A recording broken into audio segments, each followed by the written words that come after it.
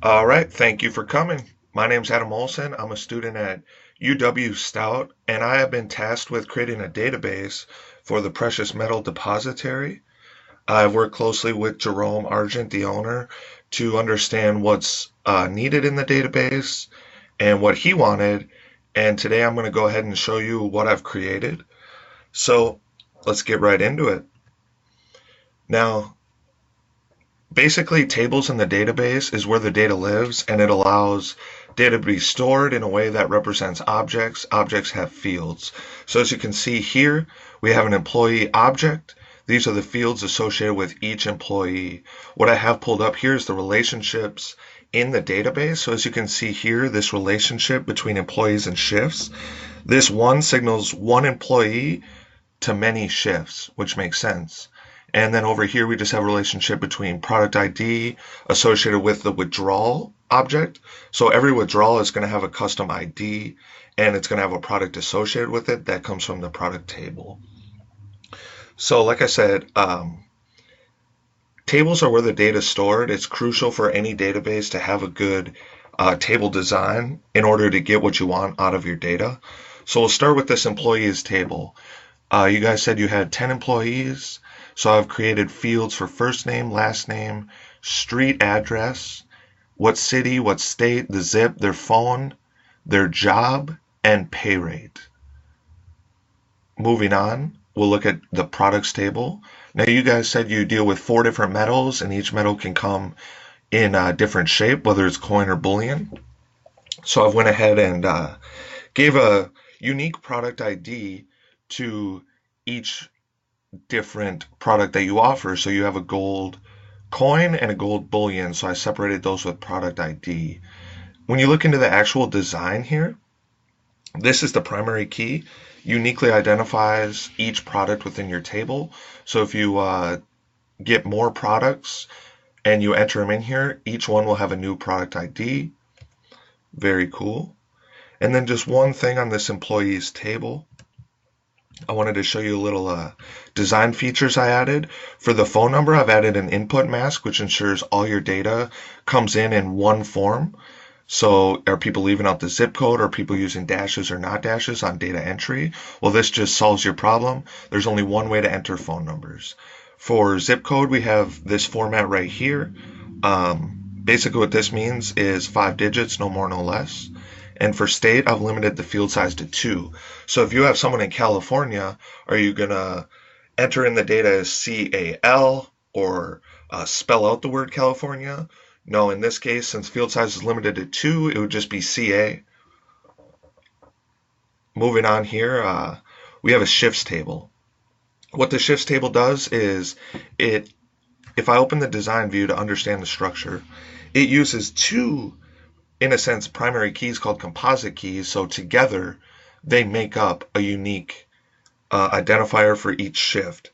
Because an employee ID isn't going to do it alone because an employee ID may work multiple shifts. So we also have this shift date.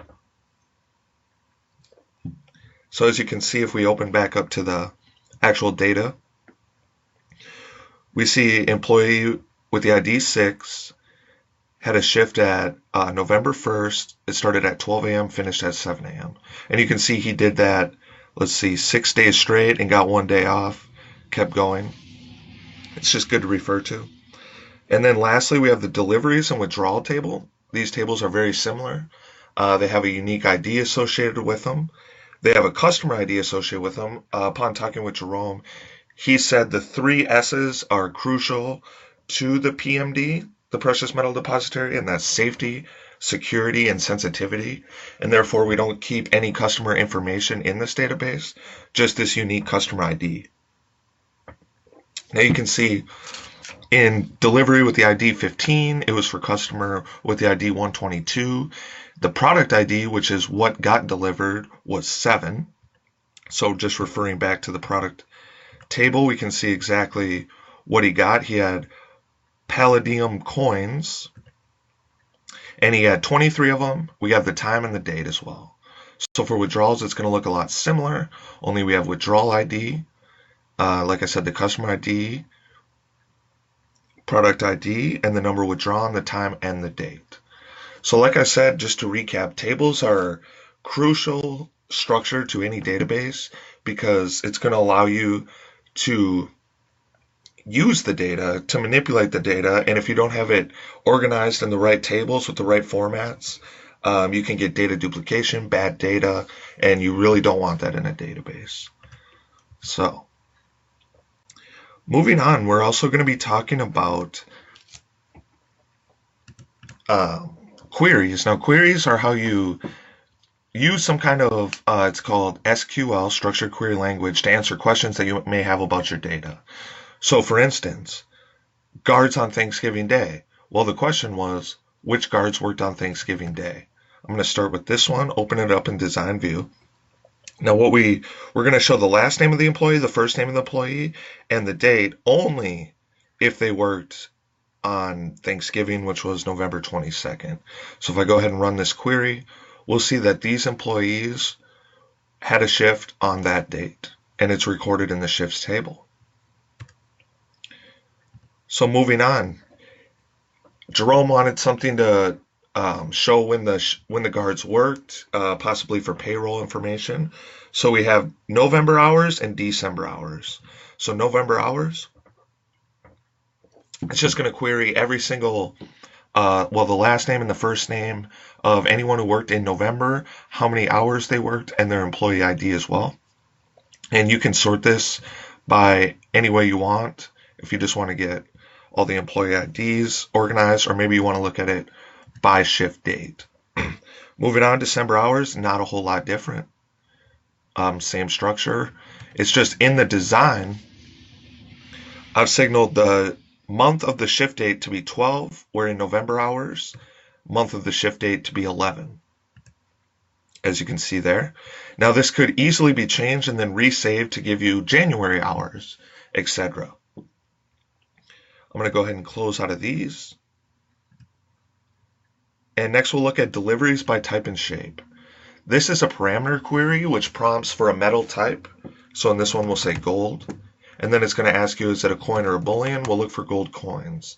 So now we're going to pull up any deliveries of gold coins. And you'll see that here. All right, we have a lot to get through, so I'm going to keep going. As I mentioned, guards on Thanksgiving Day. You've already seen that one.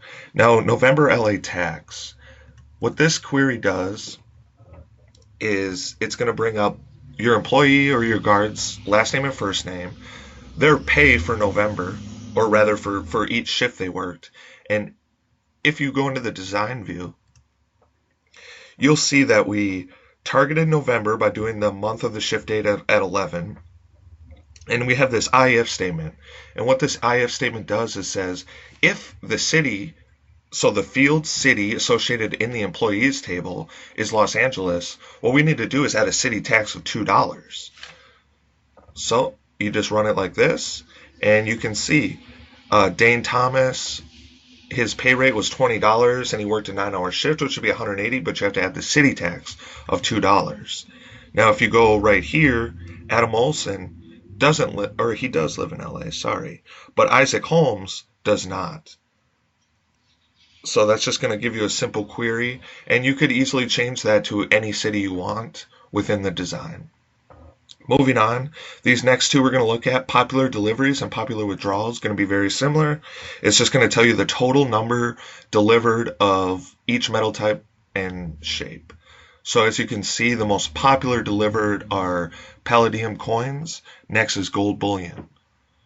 Now, popular withdrawals, what's getting withdrawed out of your metal depository? Well, once again, we have palladium coins at the top and silver coins second. And then lastly, we just have withdrawals by type and shape. Another parameter query, just like the deliveries by type and shape. So once again, we'll just try gold coin. And you can see that information right there. You have the total number withdrawn is 50. And that's by this customer. Okay. That's going to do it for queries. Now, like I said, queries answer questions. So Jerome had some questions, and I think I did a good job at answering them all with the queries presented. Next, we're going to go into forms. Forms is an easy way for data entry. In this form, we have delivery. So we have the delivery ID, the customer ID, the product ID, the number delivered, the date, and the time. Now, what you'll find is this is every field that's associated with the delivery in the deliveries table. So you can enter in this information and produce new records in an easy to use, friendly manner. Now, it's going to be the exact same for the withdrawals form. So you can see that there.